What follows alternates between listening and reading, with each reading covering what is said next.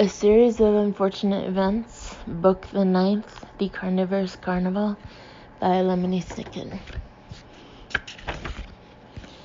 His little note to Beatrice at the beginning. For Beatrice. Our love broke my heart and stopped yours.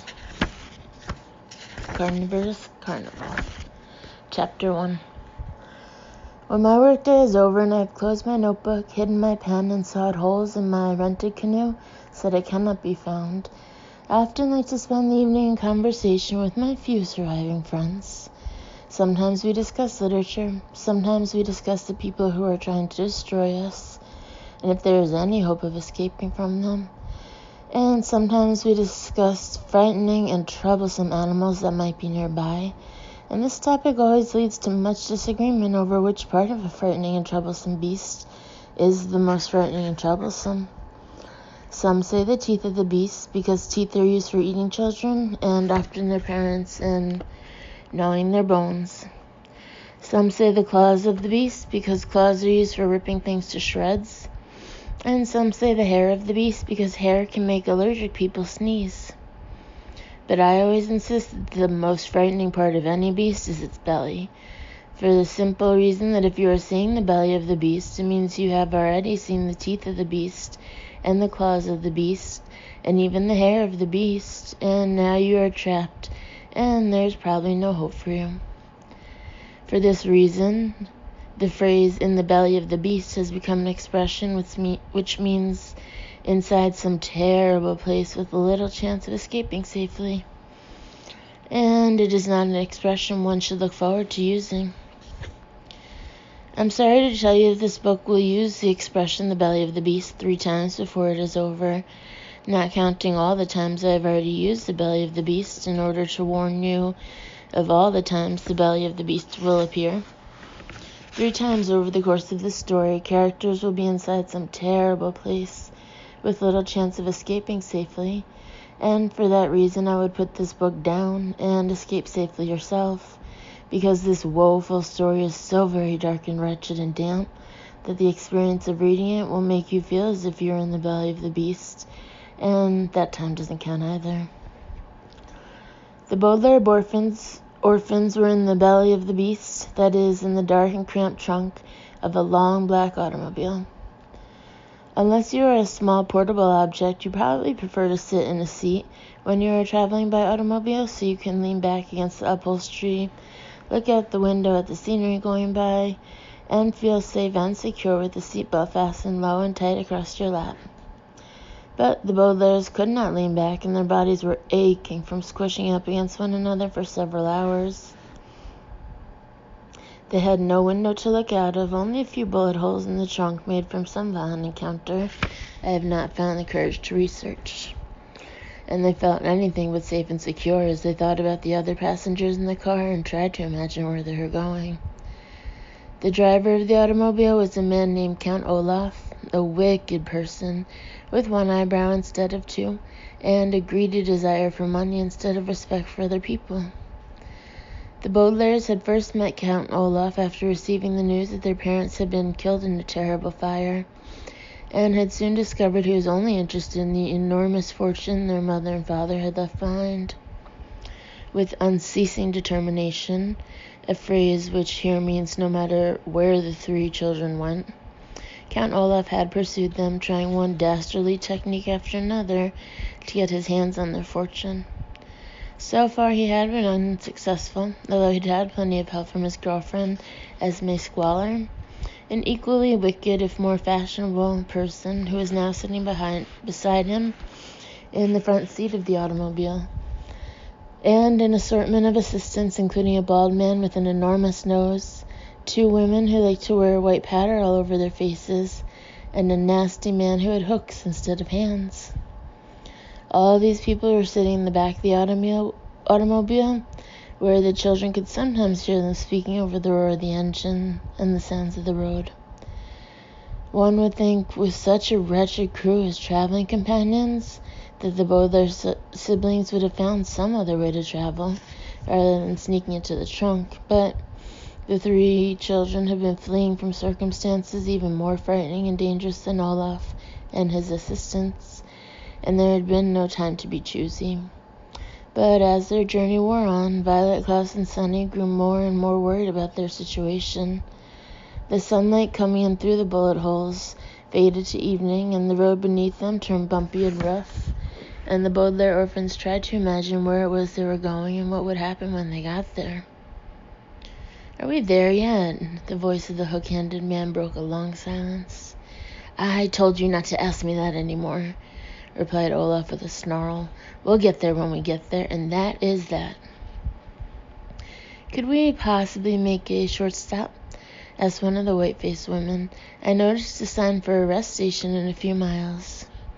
"We don't have time to stop anywhere," Olaf said sharply. "If you needed to use the bathroom, you should have gone before we left." "But the hospital was on fire," the woman whined. "Yes, let's stop," said the bald man. "We haven't had anything to eat since lunch, and my stomach is grumbling." "We can't stop," Esme said. "There are no restaurants out here in the hinterlands that are in." Violet, who was the eldest of the Baudelaires, stretched to place her hand on Klaus's stiff shoulder and held her baby sister Sunny even tighter, as if to communicate with her siblings without speaking. Esme Squalor was constantly talking about whether or not things were in, a word she liked to use for stylish, but the children were more interested in overhearing where the car was taking them. The hinterlands were a vast and empty place very far from the outskirts of the city, without even a small village for hundreds of miles. Long ago, the Baudelaire parents had promised they would bring their children there someday to see the famous hinterland sunsets. Klaus, who was a voracious reader, had read descriptions of the sunsets that had made the whole family eager to go, and Violet, who had a real talent for inventing things, had even begun building a solar oven so the family could enjoy grilled cheese sandwiches as they watched the dark blue light spread eerily over the hinterland's cacti, while the sun slowly sank behind the distant frosty Maine mountains. Never did the three siblings imagine that they would visit the hinterlands by themselves, stuffed in the trunk of a car of a villain. "Boss, are you sure it's safe to be away out here?" asked the hook-handed man. "If the police come looking for us, there'll be no place to hide." "We could always disguise ourselves again," the bald man said. "Everything we need is in the trunk of the car." "We don't need to hide," Olaf replied. "And we don't need to disguise ourselves either. Thanks to that silly reporter at the Daily Punctilio, the whole world thinks I'm dead, remember?" "You're dead," Esme said with a nasty chuckle. "And the three Baudelaire brats are murderers. We don't need to hide. We need to celebrate." "We can't celebrate yet," Olaf said. "There are two last things we need to do. First, we need to destroy the last piece of evidence that could send us to jail." "The Snicket file," Esme said, and the Baudelaires shuddered in the trunk. The three children had found one page of the Snicket file, which was now safe in Klaus's pocket. It was difficult to tell from only one page, but the Snicket file seemed to contain information about a survivor of a fire, and the Baudelaires were eager to find the remaining pages before Olaf did. "Yes, of course," the hook-handed man said. "We have to find the Snicket file, but what's the second thing?" "We have to find the Baudelaires, you idiot," Olaf snarled. "If we don't find them, then we can't steal their fortune, and all of my schemes will be a waste." "I haven't found your schemes to be a waste," said one of the white-faced women. "I've enjoyed them very much, even if we haven't gotten the fortune." "Do you think all three of those bratty orphans got out of the hospital alive?" the bald man asked. "Those children seem to have all the luck in the world," Count Olaf said, "so they're all probably alive and well, but it would sure make things easier if one or two of them burned to a crisp. We only need one of them alive to get the fortune." "I hope it's Sunny," the hook-handed man said. "It was fun putting her in a cage, and I look forward to doing it again." "I myself hope it's Violet," Olaf said. "She's the prettiest." "I don't care who it is," Esme said. "I just want to know where they are." "Well, Madame Lulu will know," Olaf said. "With her crystal ball, she'll be able to tell us where the orphans are, where the file is, and anything else we need to know." I never believed in things like crystal balls, remarked a white-faced woman. But when this Madame Lulu started telling you how to find the Baudelaires every time they escaped, I learned that fortune-telling is real. Stick with me, Olaf said, and you'll learn lots of new things. Oh, here's the turn for Rarely Ridden Road. We're almost there. The car lurched to the left, and the Baudelaires lurched with it, rolling to the left-hand side of the trunk, along with the many items Olaf kept in his car to help with his dastardly plots. Violet tried not to cough as one of his fake beards tickled her throat. Klaus held his hand up to his face that a sliding toolbox wouldn't break his glasses, and Sunny shut her mouth tightly so she wouldn't get one of Olaf's dirty undershirts tangled in her sharp teeth. Rarely Ridden Road was even bumpier than the highway they had been traveling on, and the car made so much noise that the children could not hear any more of the conversation until Olaf pulled the automobile to a creaky stop. Are we there yet? The hook-handed man asked. Of course we're here, you fool, Olaf said. Look, there's a sign. Caligari Carnival. Where is Madame Lulu? Asked the bald man. Where do you think? Esme asked, and everyone laughed. The doors of the automobile opened with a scraping sound, and the car lurched again as everyone piled out. Should I get the wine out of the trunk, boss? The bald man asked. The Baudelaires froze. No, Count Olaf replied. Madame Lulu will have plenty of refreshments for us. The three children lay very still and listened as Olaf and his troop trudged away from the car. Their footsteps grew fainter and fainter until the siblings could hear nothing but the evening breeze as it whistled through the bullet holes, and at last it seemed safe for the Baudelaire orphans to speak to one another. What are we going to do? Violet whispered, pushing the beard away from her. Meryl, Sunny said. Like many people her age, the youngest Baudelaire sometimes used language that was difficult for some people to understand, but her siblings knew at once that she meant something like, we better get out of this trunk. As soon as possible, Klaus agreed. We don't know how soon Olaf and his troop will return. Violet, do you think you can invent something to get us out of here? It shouldn't be too hard, Violet said, with all this stuff in the trunk. She reached out her hand and felt around until she found the mechanism that was keeping the trunk closed. I've studied this kind of latch before, she said. All I need to move it is a loop of strong twine. Feel around and see if you can find something. There's something wrapped around my left arm, Klaus said, squirming around. It feels like it might be part of the turban Olaf wore when he disguised himself as Coach Genghis. That's too thick, Violet said. It needs to slip between two parts of the lock. Samja, Sunny said. That's my shoelace, Sunny, Klaus said. We'll save that as a last resort, Violet said. We can't have you tripping all over the place if we're going to escape. Wait, I think I found something underneath this spare tire. What is it? I don't know, Violet said. It feels like a skinny cord with something round and flat at the end.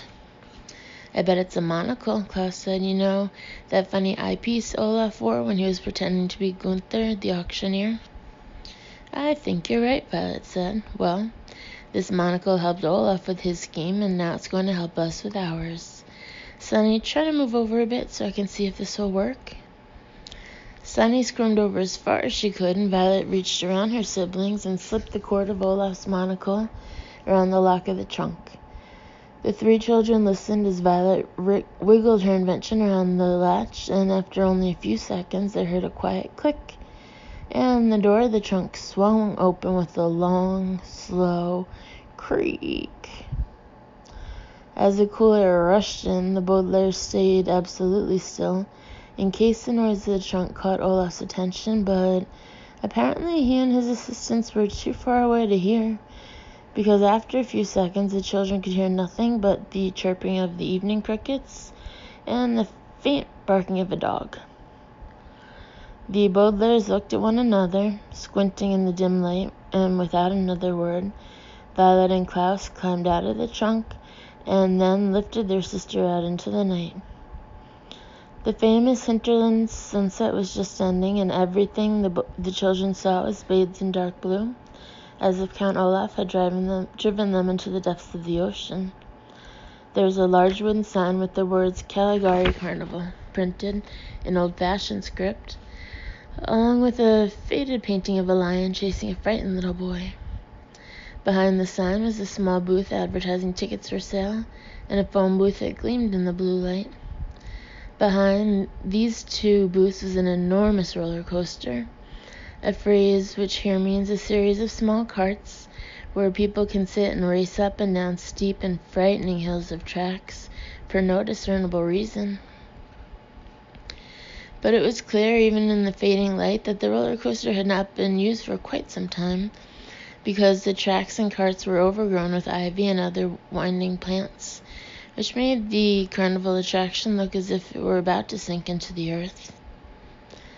Past the roller coaster was a row of enormous tents, shivering in the evening breeze like jellyfish, and alongside each tent was a caravan, which is a wheeled carriage used as a home by people who travel frequently.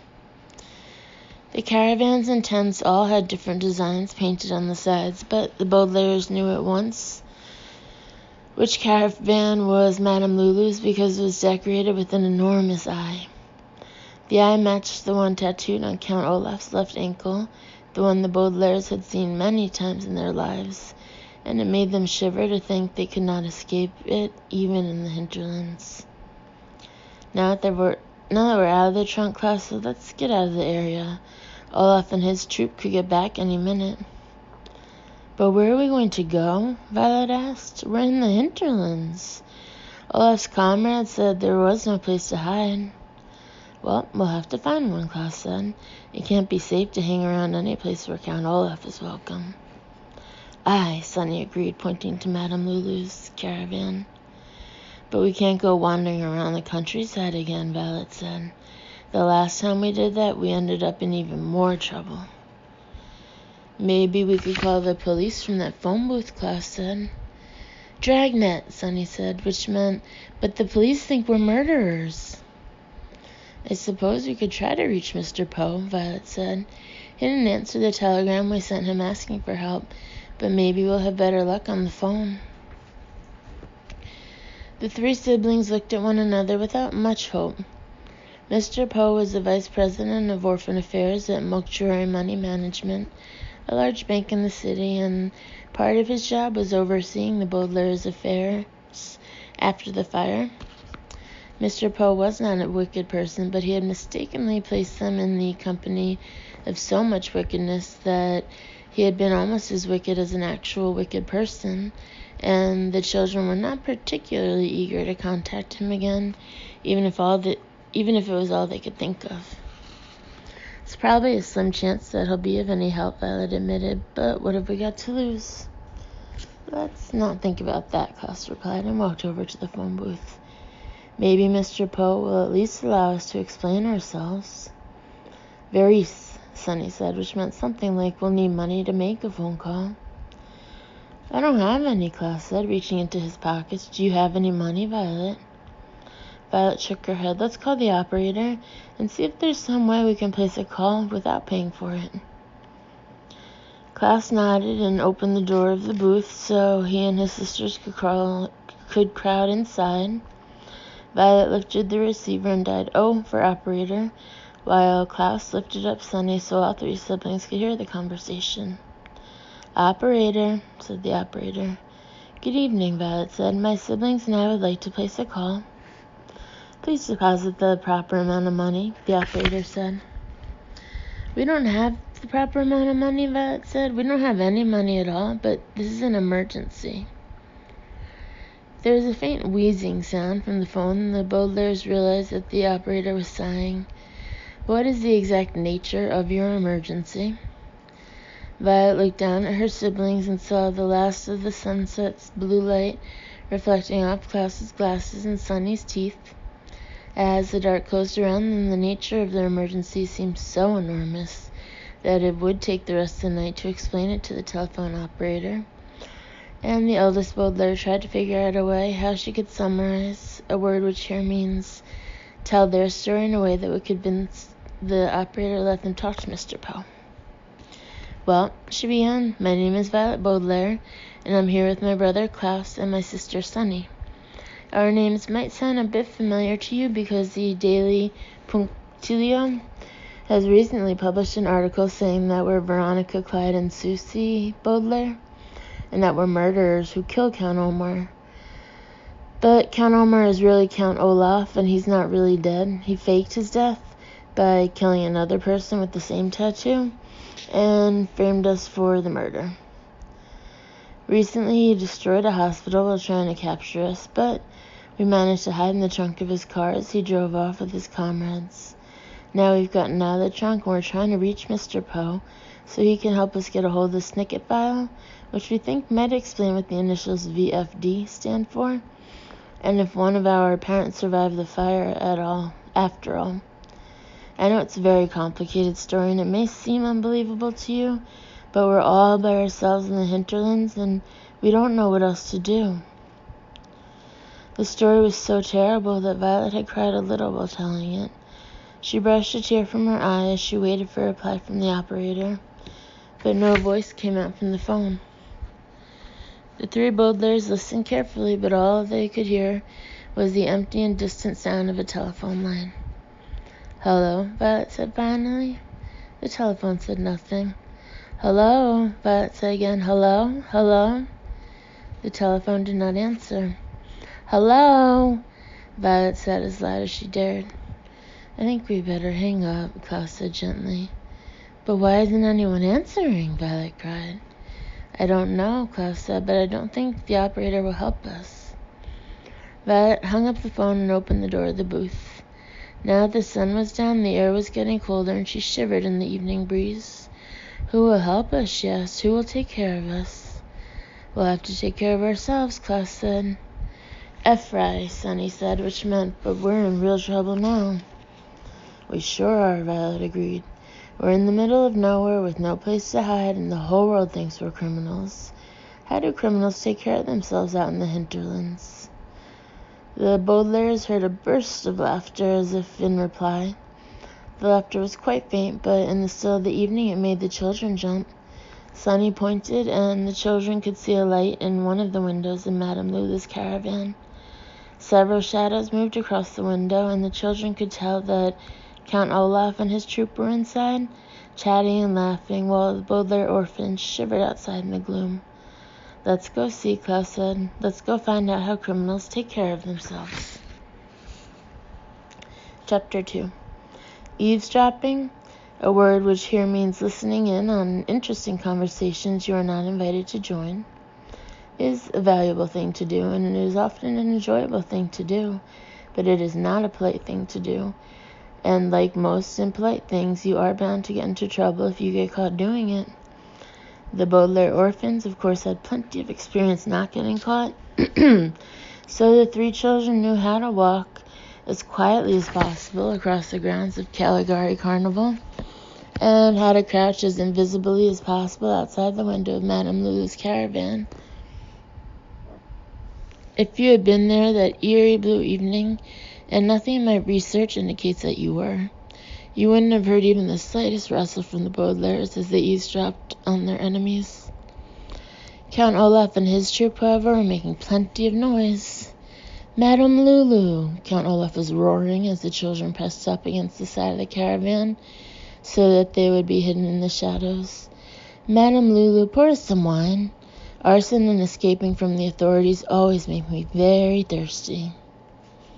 "I prefer buttermilk served in a paper carton," Esme said. "That's the new inn beverage." 5 glasses of wine and a carton of buttermilk coming up, please," answered a woman in an accent the children recognized. Not so long ago, when Esme Squalor had been the Baudelaire's caretaker, Olaf had disguised himself as a person who did not speak English well, and as part of his disguise, he had spoken in an accent very similar to the one they were hearing right now. The Baudelaires tried to peer through the window and catch a glimpse of the fortune-teller, but Madame Lulu had shut her curtains tightly. "I'm thrilled, pleased to see you, my Olaf. Welcome to the caravan of mine. How is life for you?" We've been swamped at work, the hook-handed man said, using a phrase which here means chasing after innocent children for quite some time. Those 3 orphans have been very difficult to capture. Do not worry of the children, please, Madame Lulu replied. My crystal ball tells me that my Olaf will prevail. If that means murder innocent children, one of the white-faced women said, then that's the best news we've heard all day. Prevail means win, Olaf said. But in my case, that's the same thing as killing those Baudelaires. Exactly when does the crystal ball say I will prevail, Lulu? Very soon, please, Madame Lulu replied. What gifts have you brought me from your traveling, my Olaf? Well, let's see, Olaf replied. There's a lovely pearl necklace I stole from one of the nurses at Heimlich Hospital. You promised me I could have that, Esme said. Give her one of those crow hats you snatched from the village of foul devotees. I tell you, Lulu, Olaf said, your fortune-telling abilities are amazing. I never would have guessed that the Baudelaires were hiding out in that stupid town, but your crystal ball knew right away.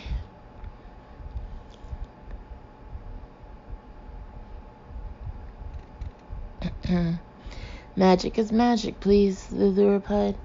More wine, my Olaf? Thank you, Olaf said. Now, Lulu, we need your fortune-telling abilities once more. The Baudelaire brats slipped away from us again, the bald man said, and the boss was hoping you'd be able to tell us where they went. Also, the hook-handed man said, we need to know where the Snicket file is. And we need to know if one of the Baudelaire parents survived the fire, Esme said. The orphans seem to think so, but your crystal ball could tell us for sure. And I'd like some more wine, one of the white-faced women said. So many demands you make, Madame Lulu said in her strange accent. Madame Lulu remembers, please, when you would visit only for the pleasure of my company, my Olaf.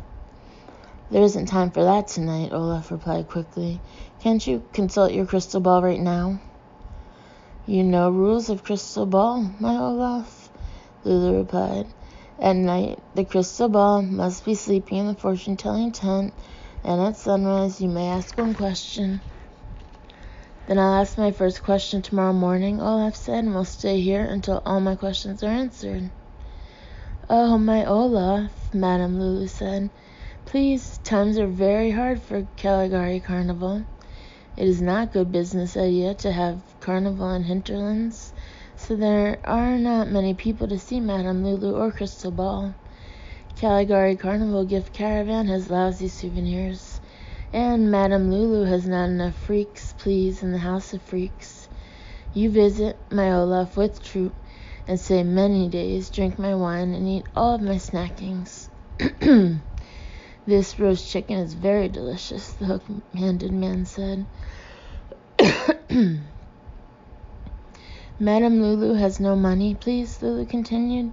It is hard, my Olaf, to do fortune-telling for you when Madame Lulu is so poor. The caravan of mine has leaky roof, and Madame Lulu needs money, please, to do repairs. I've told you before, Olaf said. Once we get the Baudelaire fortune, the carnival will have plenty of money. You said that about Quagmire fortune, my Olaf, Madame Lulu said, and about Snicket fortune, but never a penny does Madame Lulu see. We must think, please, of something to make Caligari Carnival more popular. Madame Lulu was hoping that troupe of my Olaf could put on a big show like the Marvelous Marriage. Many people would come to see. The boss can't get up on stage, the bald man said. Planning schemes is a full-time job. Besides, Esme said, I've retired from show business. All I want to be now is Count Olaf's girlfriend. There was a silence, and the only thing the Baudelaires could hear from Lulu's caravan was the crunch of someone chewing on chicken bones. Then there was a long sigh, and Lulu spoke very quietly. You did not tell me, my Olaf, that Esme was the girlfriend of you. Perhaps Madame Lulu will not let you and troop stay at the carnival of mine. Now, Lulu, Count Olaf said, and the children shivered as they eavesdropped. Olaf was talking in a tone of voice the Baudelaires had heard many times when he was trying to fool someone into thinking he was a kind and decent person. Even with the curtains closed, the Baudelaires could tell that he was giving Madame Lulu a toothy grin, and that his eyes were shining brightly beneath his one eyebrow, as if he were about to tell a joke. Did I ever tell you how I began my career as an actor? It's a fascinating story, the hook-handed man said. It certainly is, Olaf agreed. Give me some more wine and I'll tell you. Now then, as a child I was always the most handsome fellow at school, and one day a young director... The Baudelaires had heard enough. The three children had spent enough time with the villain to know that once he began talking about himself, he continued until the cows came home, a phrase which here means until there was no more wine. And they tiptoed away from Madame Lulu's caravan and back toward Count Olaf's car so they could talk without being overheard. In the dark of night, the long black automobile looked like an enormous hole, and the children felt as if they were about to fall into it as they tried to decide what to do. I guess we should leave, Klaus said uncertainly. It's definitely not safe around here, but I don't know where we can go in the hinterlands. There's nothing for miles and miles but wilderness, and we could die of thirst or be attacked by wild animals. Violet looked around quickly as if something were about to attack them that very moment, but the only wild animal in view was the painted lion on the carnival sign. Even if we found someone else out there, she said, they'd probably think we were murderers and call the police. Also, Madame Lulu promised to answer all of Olaf's questions tomorrow morning. You don't think Madame Lulu's crystal ball really works, do you? Klaus asked. I've never read any evidence that fortune-telling is real. But Madame Lulu keeps telling Count Olaf where we are, Violet pointed out. She must be getting her information from someplace. She can really find out the location of the Snicket file or learn if one of our parents is alive. Her voice trailed off, but she did not need to finish her sentence. All three Baudelaires knew that finding out if someone survived the fire was worth the risk of staying nearby.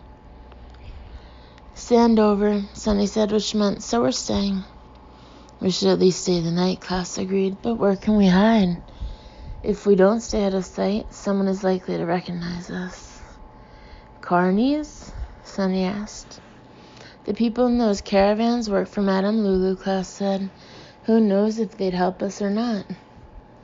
I have an idea, Violet said, and walked over to the back of Count Olaf's car. With a creak, she opened the trunk again and leaned down inside.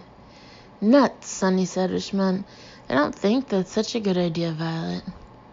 Sunny's right, Klaus said. Olaf and his henchmen might come back any minute to unpack the trunk. We can't hide in there. We're not going to hide in there, Violet said. We're not going to hide at all. After all, Olaf and his troop never hide, and they manage not to be recognized.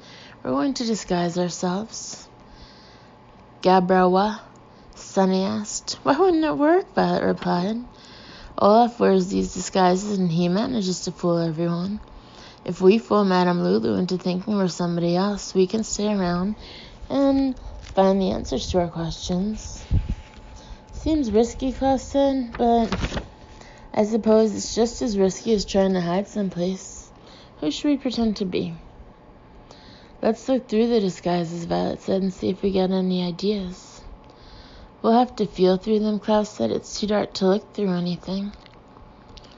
The Baudelaires stood in front of the open trunk and reached inside to begin their search.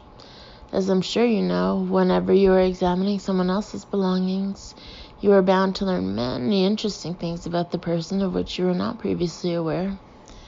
You might examine some letters your sister received recently, for instance, and learn that she was planning on running away with an archduke.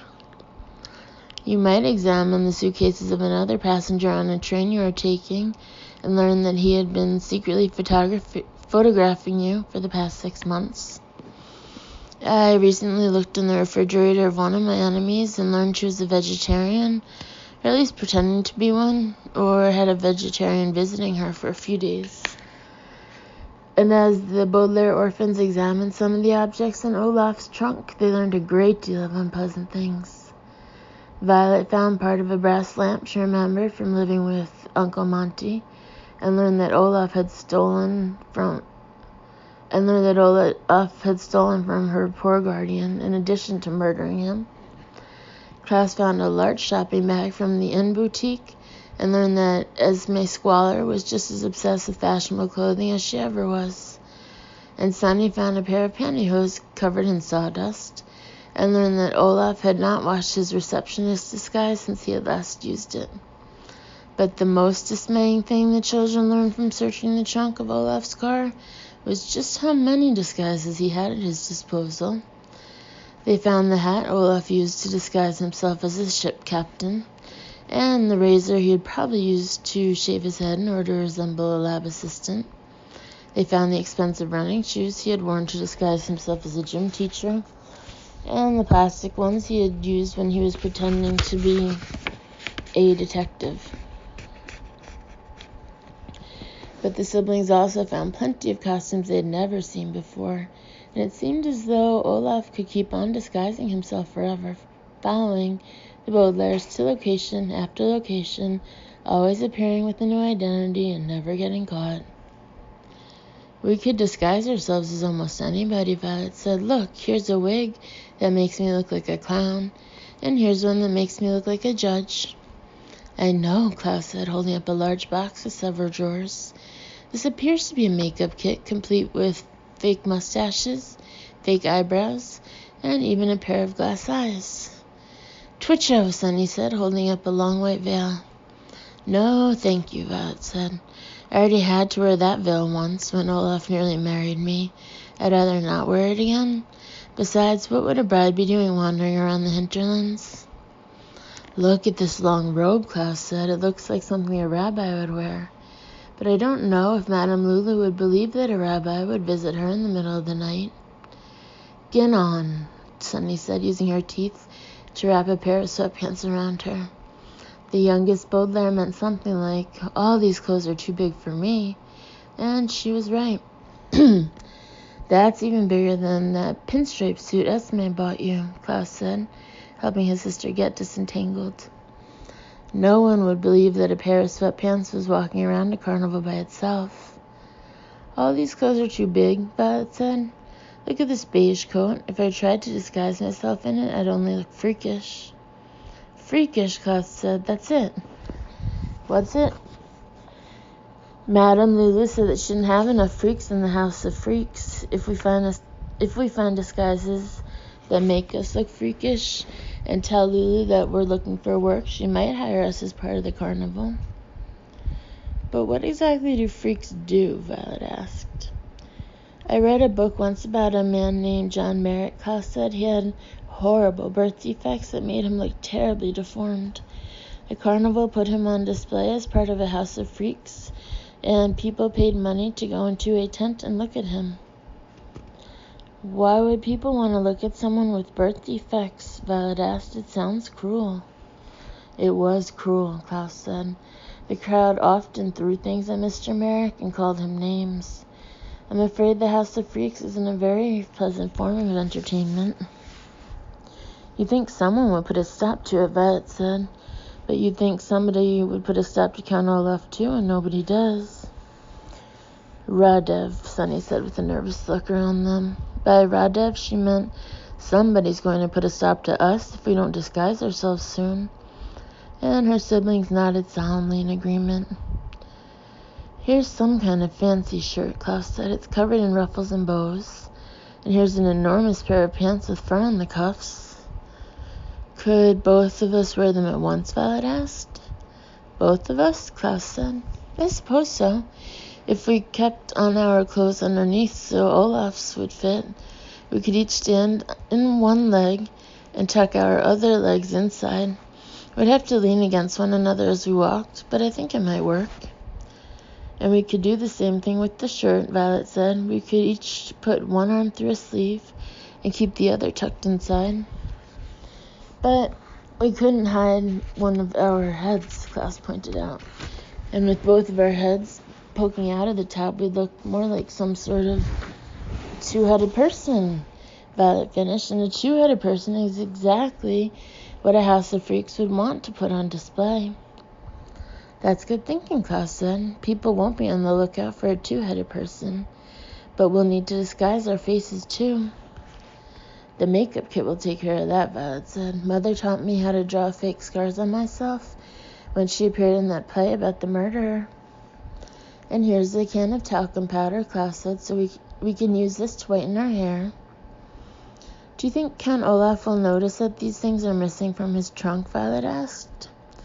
I doubt it, Klaus said. The trunk isn't very well organized, and I don't think he's used some of these disguises for a long time. I think we can take enough to become a two-headed person without Olaf missing anything. Bury you? Sunny said, which meant, what about me? These disguises are made for fully grown people, Violet said, but I'm sure we could find you something. Maybe you could fit inside one of these shoes and be a shoe person with just a head and one foot. That's plenty freakish. Childish, Sunny said, which meant something along the lines of, I'm too big to fit inside a shoe. That's true, Klaus said. It's been a while since you were shoe-sized.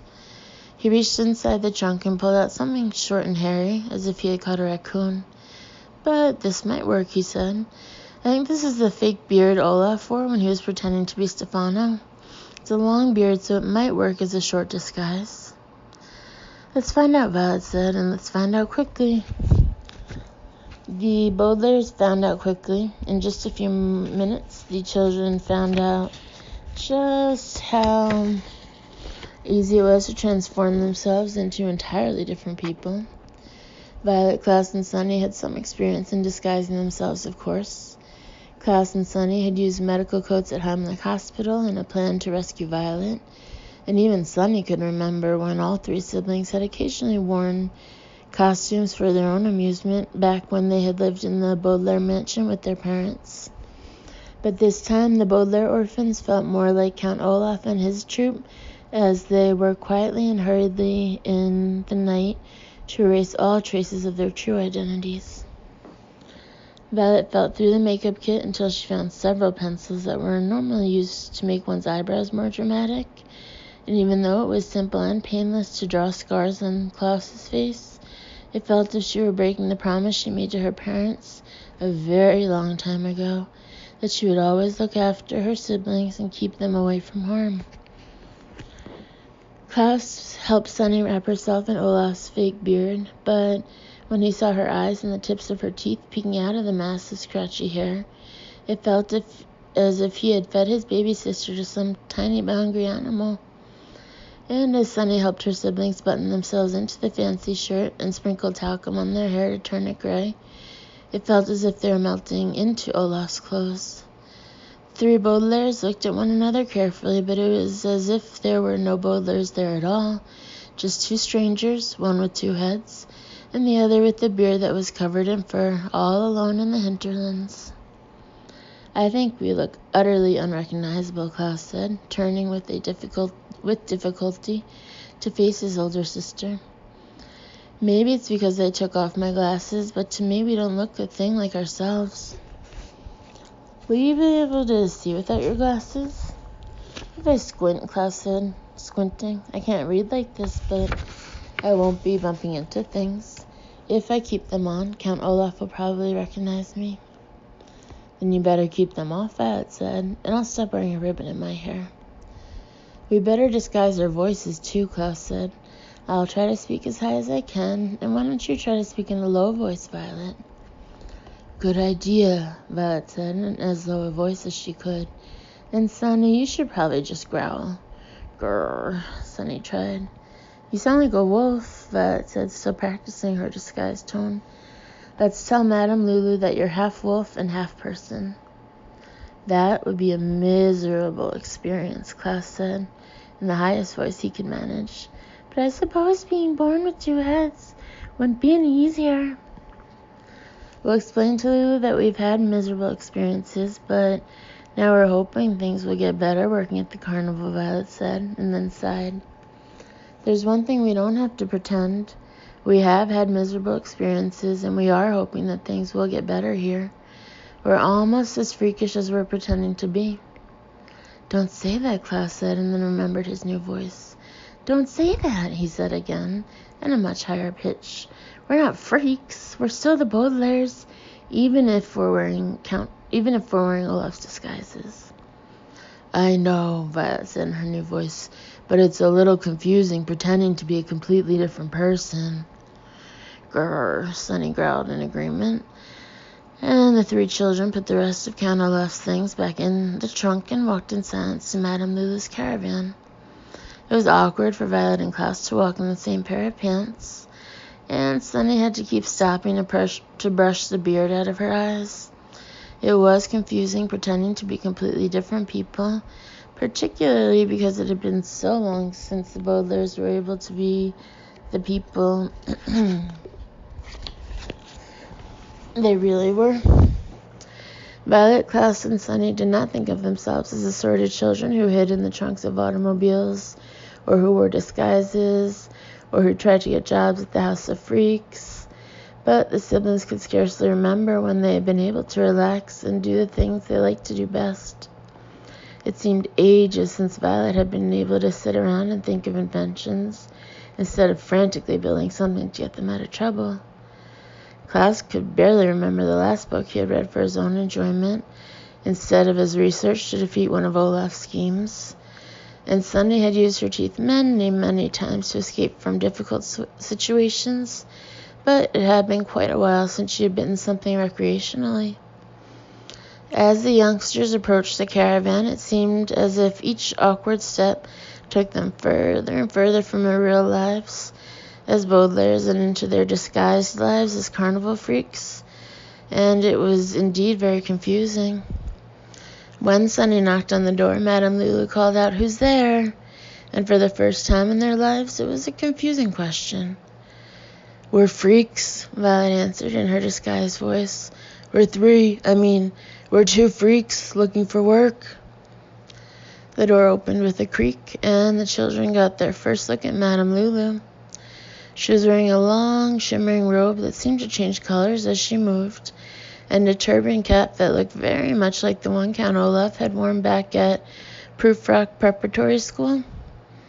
She had dark, piercing eyes with two dramatic eyebrows hovering suspiciously as she looked them over. Behind her, sitting at a small round table, were Count Olaf, Esme Squalor, and Olaf's comrades, who were all staring at the youngsters curiously. And as if all those curious eyes weren't enough, there was one more eye gazing at the Baudelaires, a glass eye, attached to a chain around Madame Lulu's neck. The eye matched the one painted on her caravan and the one tattooed on Count Olaf's ankle. It was an eye that seemed to follow the Baudelaires wherever they went, drawing them deeper and deeper into the troubling mystery of their lives. "Walk in, please," Madame Lulu said, in her strange accent, as the disguised children obeyed. As freakishly as they could, the Baudelaire orphans walked in, taking a few steps closer to all those staring eyes, and a few steps further from the lives they were leaving behind.